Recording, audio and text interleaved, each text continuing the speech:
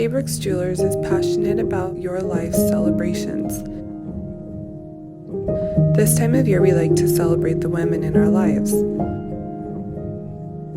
Jewelry has the power to represent someone we love or a memory that we cherish. At J. Brooks, we are committed to finding you those pieces that you will treasure for generations to come.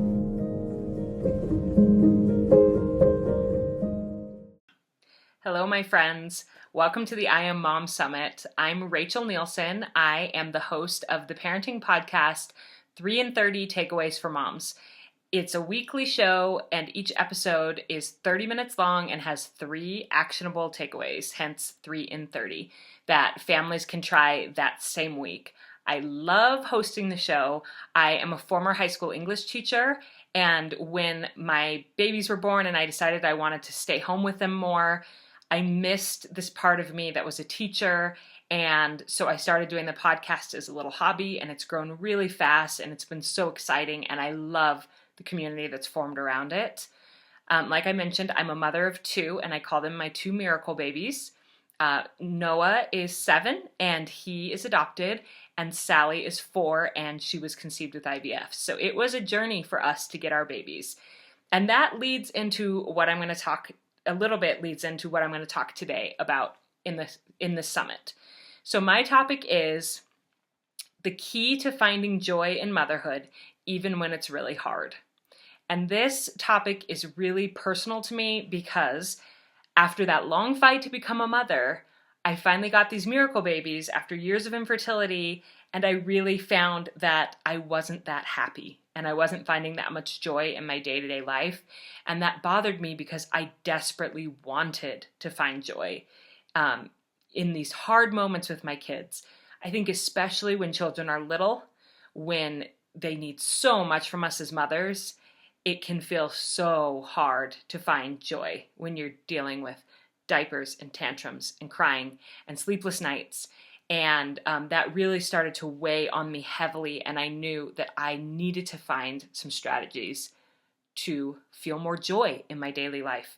And so I discovered what I actually believe is the key to finding more joy in motherhood. And I feel like, can I really say that? Can I really say that there is one key to finding more joy in motherhood?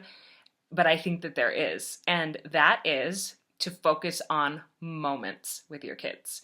To focus on beautiful, perfect moments, even if the rest of the day is kind of a train wreck. If you can find one moment every day and really hone in on it and savor it, that one moment will expand and magnify and help you to feel much more joy as a mother. Now, that may sound simple, but I actually have 3 takeaways, which is always my brand promise, to help you to do that better, to hone in on those moments and cherish them better. And I wanted to start with one of my favorite parenting quotes, some of the best parenting advice I ever received when I was that new mom struggling.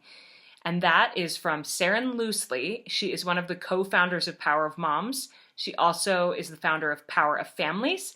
And her parents are Richard and Linda Iyer, who you may have seen as keynotes at this conference, or you will see them as keynotes at this conference. She's an amazing woman.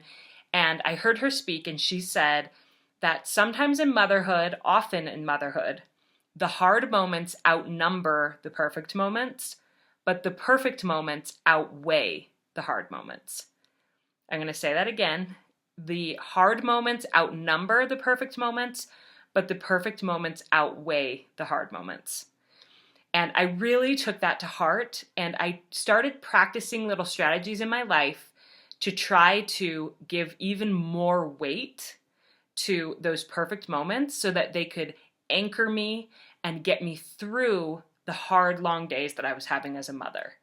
So I have 3 strategies for how you can give more weight to perfect moments in your motherhood and let those get you through the hard times. Okay, so the first takeaway I have for you is to use your 5 senses to absorb a perfect moment.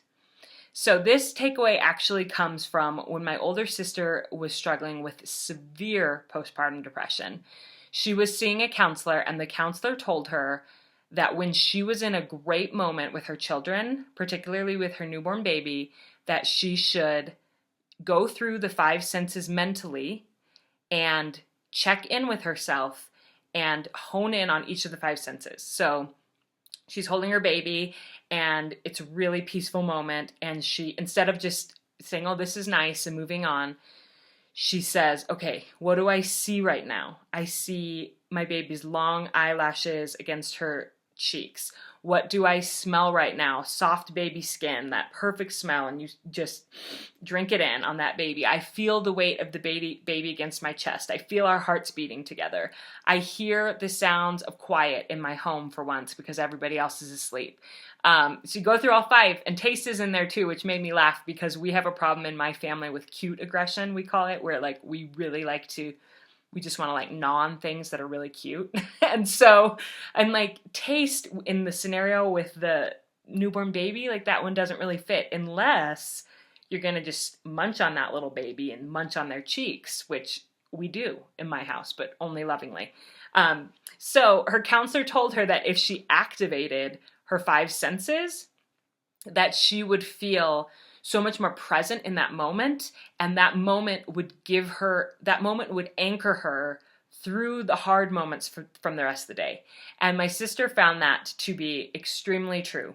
So my challenge to you is that when you recognize that you're in the middle of a perfect moment, which sometimes I think we do, like all of a sudden the stars align and like all of our kids are playing really nice together, there's music going, we look around and we're like, wow. Or like you have a great moment around the dinner table, or you're out on a family walk and the sun is setting and everybody's up ahead and you're holding hands with your spouse or whatever it might be. And we have those moments where we realize this is a great moment. Stop, pause, appreciate it, savor it. Or as I said in this takeaway, absorb it. I was wondering which verb to use. Like, should I say use your 5 senses to savor a perfect moment? I chose the verb absorb. I'm an English teacher, so I get geeky about these sorts of things. To absorb the moment, because then when you absorb something, it stays with you and it really sinks in. So stop what you're doing. Like, don't rush by that moment. Put down your phone, be really present and breathe it in. That's my first takeaway for giving weight to the perfect, even if they're rare, moments in your day as a mom. Use your 5 senses. Okay, my second takeaway is I'm going to have to flip my page here, to write down at least one perfect moment from each day in order to relive it. And now, hear me out. I know not everybody are writers. That's easy for me to say because I love to write. But even if you don't love to write, current research in positive psychology shows that when we remember a beautiful moment, and particularly when we take the time to write about it, it's something with neural pathways and writing, it's as if we are reliving that moment. Like our bodies experience the sensations for a second time. So as I write about my son's running off of the school bus, and he has his wild hair and he comes running for me with his arms open, I feel the joy of that moment again. And when you write, don't just write, Noah was excited to see me when he got off the school bus. Use those sensory details. Again, English teacher in me. But going back to those 5 senses, think about the sensory details of that moment. His wild hair, the weight of his body against you as he hugged you, his hand in yours that was soft and warm, and include those sensory details as you write about that moment each night. And it will be as if you are reliving that moment, and it will make the memory more permanent and give that moment more weight. So you don't have to be a beautiful writer to do this. I know for some people, they're like, write about it, sensory details, what? I wanted to show you some of my systems. So this is just a sheet of paper that I have that says moments I have been grateful for lately. It might be reversed here on the screen. But I pulled this out of my journal from it was April 2016.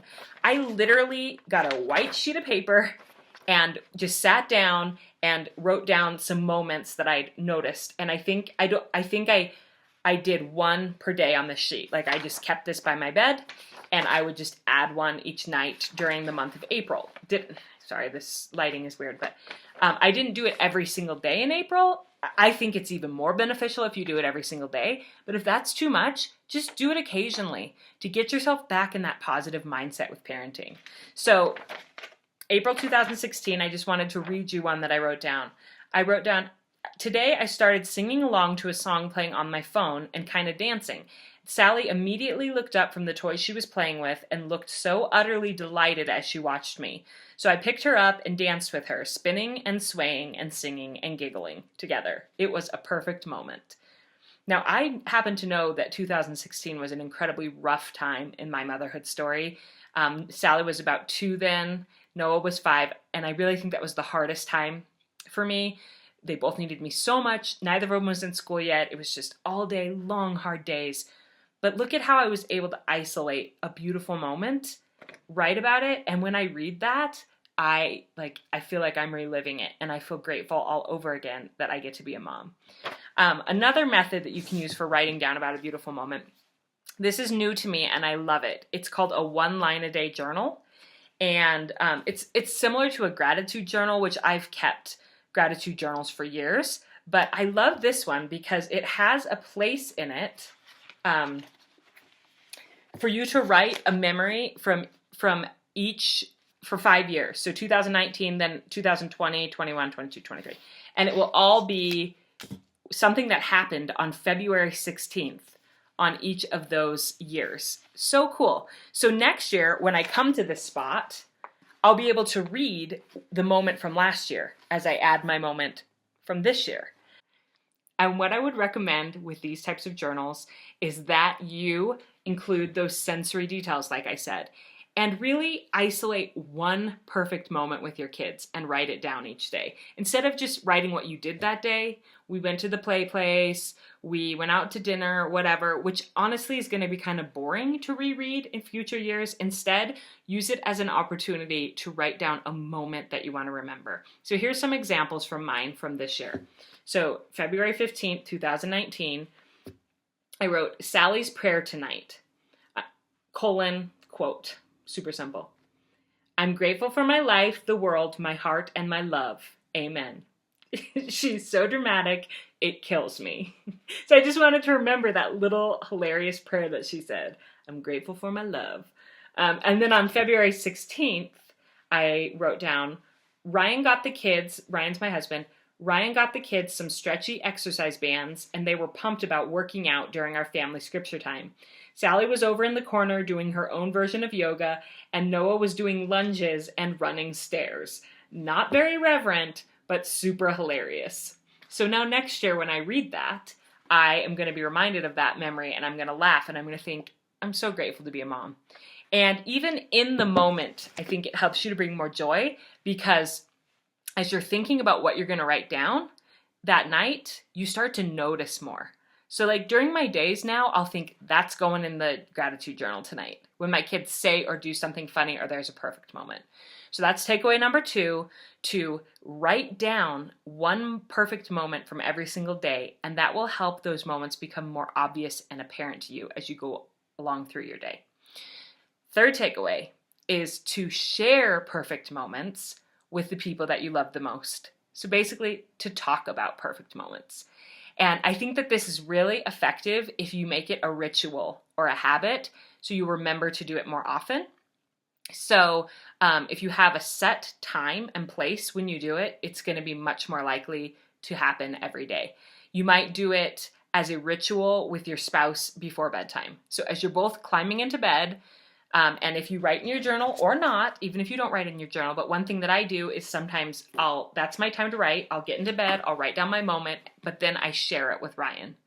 And it's a way for us to connect.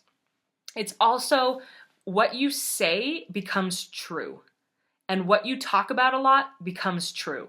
And so if you are every single day consciously talking about a perfect moment and laughing with your spouse about it, then you're going to start to believe that you have a really loving, fun, funny family, and that you are so grateful to be parents. Another ritual time or place that you could do this would be at dinner. I know a lot of us will talk about sharing highs and lows. This is similar, But really invite your family to talk about a moment, not just like, I was grateful for school today. Not that any kid would say that, but to tell you a moment from that day. And if you wanted to, you could even have this at the dinner table and you could keep a little family journal. But that's a little, I mean, you're going to be a high achiever parent if you're doing that. You don't have to be a high achiever to do this. Just at dinner time, just say, what's everybody's perfect moment or their golden moment? I think you could even do something fun where you do a toast with it. So like you all go around and you share your moment and then you're like, here's to sliding down the slide at recess or whatever. And you all toast. That could be a silly or fun thing to do. Maybe not every time, but occasionally, or maybe every time. So that is takeaway number 3, is to talk about perfect moments with the ones that you love, because then that becomes your reality and you'll be looking for those things and you'll be excited to share them with each other. I wanted to end with a little story that I think illustrates the importance of focusing on moments really perfectly. And it comes from a religious sermon that I heard a few years ago by M. Russell Ballard. And he told the story of a young miner who heard about the California gold rush. He was excited to go and earn his fortune. And so he went down to California and he spent his days mining by the river with his little 10, digging in, trying to find gold. And as the days passed and the days passed and he wasn't seeing any golden nuggets, he was just getting these big rocks, tossing them to the side, so discouraged. He thought, there is no gold in this river. And this is a waste. Like, everybody promised me sparkling gold, and that's not what I'm finding here. And there was an elderly prospector who had a lot more experience and wisdom who was nearby. And the young miner said to him, look, there's no gold here. And the elderly prospector looked at the pile of rocks beside the young guy and said, oh, there's gold here. You just need to know where to look for it. And so he cracked the rocks and he opened them up. And inside of the rocks, there were tiny little flecks of gold. And the young miner looked at those and he thought, oh, whatever. Like he said, I want big golden nuggets. And he looked at the prospector had a belt that looked like it was just bulging. It was heavy and bulging with gold. The young miner said, I want big nuggets like what you have in your pouch. And the prospector opened up his pouch and showed the young miner that all that was in his pouch was a collection of thousands and thousands of tiny flecks of gold. I love that story because I think it illustrates this point so well. Sometimes in motherhood, I think that we are expecting these big golden moments, these dazzling, sparkling moments every day, all the time. And that's just not how motherhood works. Sometimes we have to look a little deeper, crack open those hard, rocky times, and look for the little flecks of gold. But if we are consistently doing that every day and gathering our flecks and putting them in our pouch, eventually that pouch is going to be very weighty and bulging with beautiful, sparkling flecks of gold, these beautiful, sparkling moments that we've shared with our family. And that pouch will be really giving us weight and anchoring us to get through the hard moments and the hard times that we have with our families. I hope that story resonates with you. I hope that you will be looking for flecks of gold with your family and in your life and teaching your kids to look for their own flecks of gold. And that this key of really honing in and absorbing beautiful moments, even in the hardest stages of motherhood, will give you a lot more joy. I'm really grateful for your time today. If you want to hear more from me, you can go to my podcast, which is 3 in 30 Takeaways for Moms. You can find it on any podcast app, Spotify. It's 3, the number, in 30. And I'm going to be on my Instagram tonight talking about this very presentation. So come on over, find me on Instagram at 3 in 30 podcast and tell me about a perfect moment that you had today. And I just want to end with that quote by Saren Loosely. Sometimes in motherhood, the hard moments outnumber the perfect moments, but the perfect moments will always outweigh the hard moments. Have a great day with your families. I'm rooting for you.